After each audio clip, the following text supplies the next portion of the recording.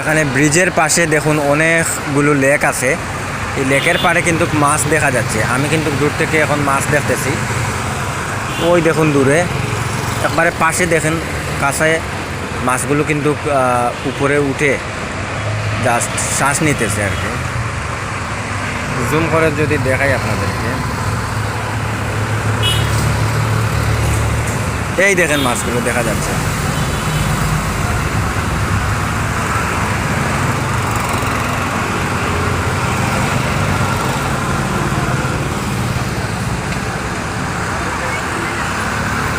দেখেছেন তো আপনারা, এটা হলো শাহজালাল লিংক ব্রিজের নিচের পাশেই।